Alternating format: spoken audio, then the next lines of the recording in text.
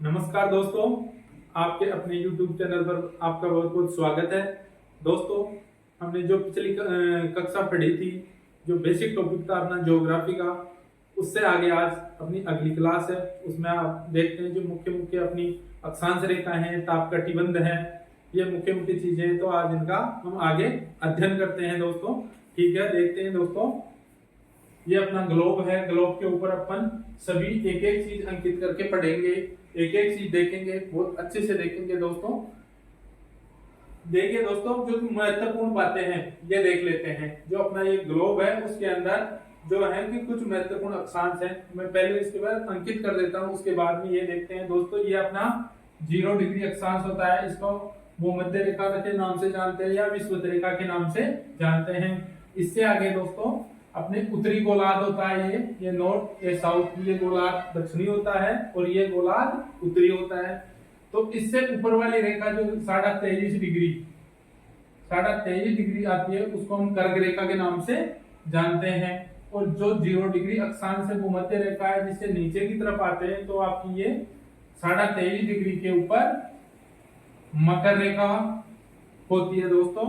और दक्षिणी गोलार्ध के अंदर 23.5 से नीचे आते हैं तो अपनी 66.5 डिग्री पर ये आर्कटिक रेखा, अंटार्कटिक रेखा के नाम से जानते हैं। ऊपर वाली रेखा को आर्कटिक और नीचे वाली 66.5 डिग्री को अंटार्कटिक रेखा के नाम से जानते हैं। तो ऊपर वाली है आपकी 66.5 डिग्री रेखा, उसे आर्कटिक रेखा के नाम से जानते हैं। और ऊपर 90 डिग्री के ऊपर ध्रुव आ जाता है, उत्तरी ध्रुव, और नीचे की तरफ दक्षिणी ध्रुव आता है। ठीक है दोस्तों, ये अपनी मुख्य मुख्य अक्षांश रेखाएं थी जो आपके बोर्ड पर आपको स्पष्ट रूप से दिखाई दे रही हैं, जो मैंने यहाँ इस तरफ अंकित भी की है। अपन देखते हैं कि कर्क रेखा, अपनी कर्क रेखा होती है 0 डिग्री के ऊपर वाली रेखा होती है 23.5 डिग्री उत्तरी अक्षांश या 23 डिग्री 30 मिनट, यानी 23.5 डिग्री उत्तरी अक्षांश के नाम से जानते हैं। भूमध्य रेखा जो हमने यहाँ बताई है 0 डिग्री रेखा होती है, ये भूमध्य रेखा होती है। मकर रेखा दक्षिणी अक्षांश, जो मकर रेखा होती है, जो अपनी ये मकर रेखा है दक्षिणी ध्रुव के अंदर। और अगली है आर्कटिक व्रत, जो 66.5 डिग्री उत्तरी अक्षांश है, जो अपनी वे वाली है। और उससे आगे वाली है अंटार्कटिक रेखा व्रत। रेखा या व्रत एक ही चीज होती है दोस्तों। तो 66.5 डिग्री दक्षिणी अक्षांश के नाम से जानते हैं, ये वाली है। ठीक है दोस्तों, आगे अपना 90 डिग्री उत्तरी ध्रुव और 90 डिग्री दक्षिणी ध्रुव, ये दोनों चीजें स्पष्ट रूप से दिखाई दे रही है। ठीक है दोस्तों, आगे देखते हैं हम, थोड़ा सा इधर देख लेते हैं, जो महत्वपूर्ण बातें हैं उनको एक्सप्लेन कर लेते हैं, उसके बाद में आगे देखते हैं। 66.5 डिग्री से 23.5 डिग्री से 66.5 डिग्री के मध्य भाग को शीतोष्ण कटिबंध तथा मकर रेखा। दोस्तों आगे देखते हैं हम ताप कटिबंध। जो अपना ताप कटिबंध होता है उसको एक्सप्लेन करते हैं, इसको समझने की कोशिश करते हैं कि पृथ्वी को प्राप्त समस्त प्रकार के ताप एवं ऊष्मा का स्रोत सूर्य होता है। जो अपनी पृथ्वी होती है उसमें जो अपना समस्त प्रकार का ताप और ऊष्मा का प्राथमिक स्रोत क्या होता है? सूर्य होता है। ये चीज इसमें बताई है। ताप कटिबद्ध सूर्य की किरणों के तिरछेपन और धरातल पर सूर्य की अवधि द्वारा निर्धारित होते हैं। ठीक है दोस्तों, जो अपना ताप कटिबद्ध होता है तो सूर्य की तिरछी किरण होती है उनके द्वारा एवं सूर्य के धरातल के हिसाब से वो ताप कटिबद्ध बना हुआ होता है कि कितना ताप कौन से क्षेत्र में जा रहा है, तो उस हिसाब से ताप कटिबंध बने हुए होते हैं अपने पृथ्वी पर, ग्लोब पर। ठीक है दोस्तों, इससे आगे देखते हैं, इससे रिलेटेड इधर देखते हैं दोस्तों कि 23.5 डिग्री से 66.5 डिग्री के मध्य भाग को शीतोष्ण कटिबंध कहते हैं। ठीक है दोस्तों, ये समझ में आया। इसमें ये बताया गया है कि ये अपना ये 23.5 और 66.5 उत्तरी गोलार्ध और दक्षिणी गोलार्ध, दोनों गोलार्धों के अंदर जो ये भाग बना हुआ है, इसको किस नाम से जानते हैं? हम शीतोष्ण कटिबंध के नाम से जानते हैं। अगला है अपना कि तथा कर्क रेखा से मकर रेखा के मध्य भाग को उष्ण कटिबंध कहा जाता है। आगे बताया गया है दोस्तों कि अपना ये 0 डिग्री है, उससे ऊपर 23 डिग्री और नीचे 23.5 डिग्री, ऊपर 23.5 डिग्री, ये वाला भाग है दोस्तों। ये वाला भाग है, इसको किस नाम से जानते हैं? कौन से कटिबंध के नाम से जानते हैं? उष्ण कटिबंध के नाम से जानते हैं दोस्तों। ठीक है, आगे देखते हैं कि दोनों गोलार्धों में 66.5 डिग्री से 90 डिग्री के मध्य भाग को शीत कटिबंध के नाम से जानते हैं। जो अपना ये 66.5 डिग्री उत्तरी गोलार्ध रहा ये वाला क्षेत्र, और नीचे वाला ये वाला क्षेत्र रहा, तो ये वाला क्षेत्र किस नाम से जाना जाता है? शीत कटिबंध के नाम से जाना जाता है। आगे देखते हैं दोस्तों, थोड़ा सा देख लेते हैं कि अपना जो 0 डिग्री है, 0 डिग्री भूमध्य रेखा है, तो अपने सूर्य की स्थिति कब कब सीधी कहाँ चमकता है, कहाँ कब जाता है, वो चीजें हम देख लेते हैं। कि अपना ये 0 डिग्री रहा, तो ये 0 डिग्री पर ये अपना ये सूर्य रहा, ये सूर्य है, तो ये कौन सी तारीख को चमकता है? ये 21 मार्च को सीधा चमकता है, 21 मार्च को सीधा चमकता है। तो 21 मार्च को सीधा चमकेगा तो पृथ्वी पर क्या स्थिति बनेगी कि इस पृथ्वी पर दिन और रात की अवधि अपने पृथ्वी पर समान प्रकार से रहेगी 21 मार्च को। और इसके बाद में ये उत्तरी गोलार्ध में आता है धीरे धीरे धीरे धीरे, और कब कर्क रेखा पर कब जाता है सीधा? ये 21 जून को, 21 जून को एक कर्क रेखा के ऊपर सीधा चमकता है। तो सीधा चमकने का मतलब क्या हुआ? क्या हुआ मित्रों? दोस्तों की 21 मार्च को ये उत्तरी गोलार्ध के अंदर सबसे बड़ा दिन होगा। सबसे बड़ा दिन कब होगा? 21 जून का होगा, उत्तरी गोलार्ध में सीधा चमकेगा। और ऋतु कौन सी हो जाएगी?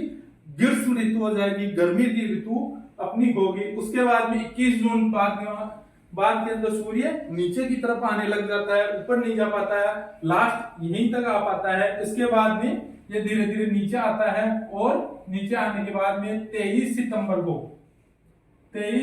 को यह फिर से भूमध्य रेखा पर सीधा चमकता है।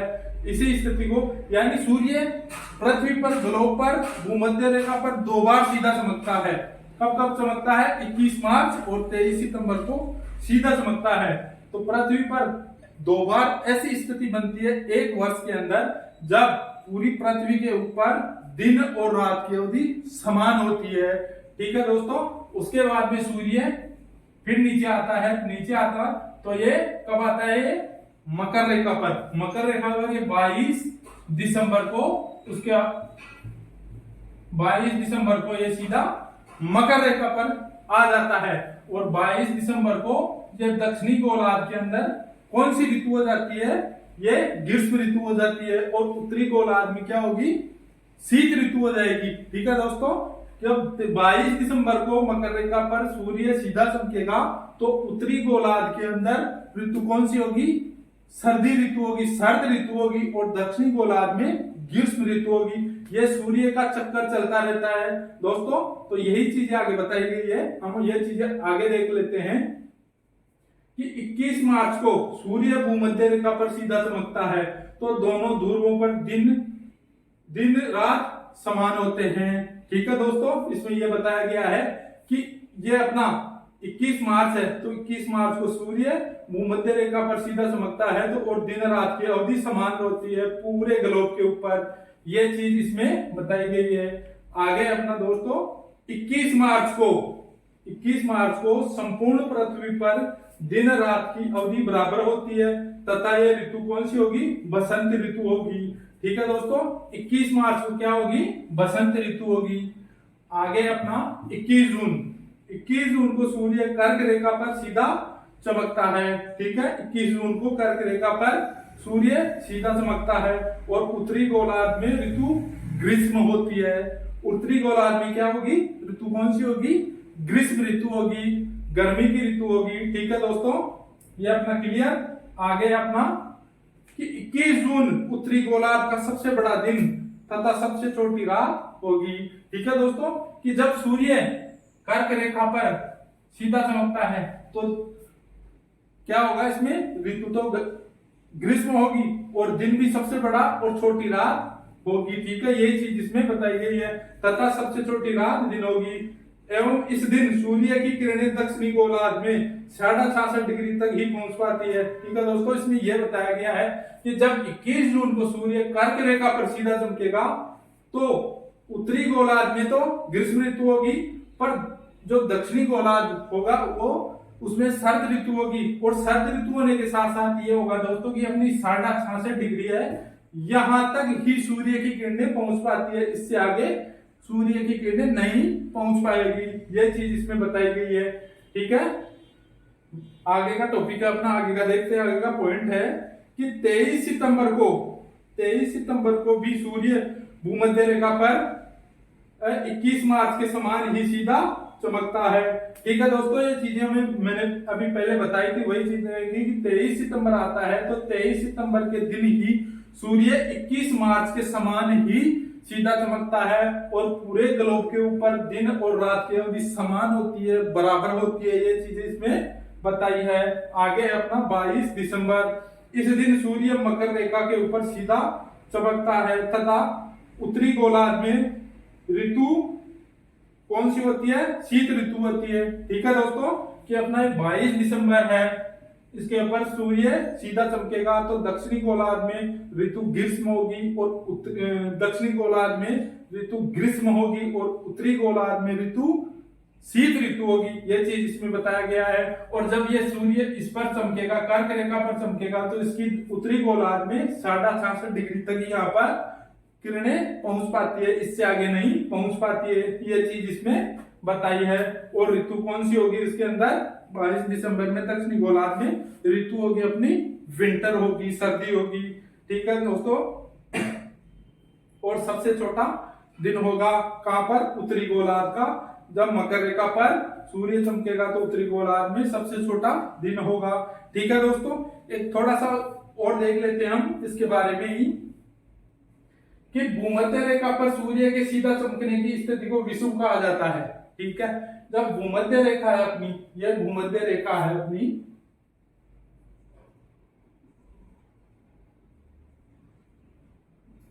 इसके ऊपर सूर्य सीधा चमकता है तो किसी नाम से जाना जाता है, वो नाम क्या है, विषुव।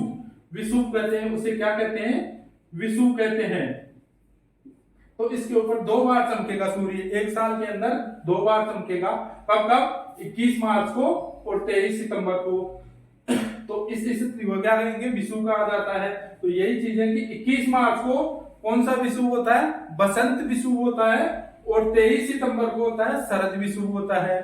ठीक है दोस्तों, 23 सितंबर को शरद विषुव और 21 मार्च को बसंत विषुव होगा। ठीक है दोस्तों, आगे चलते हैं कि सूर्य के कर्क व मकर रेखा पर सीधे चमकने की स्थिति को क्या कहा जाता है, अयनांत के नाम से जानते हैं। तो 2 बार अयनांत की स्थिति बनेगी।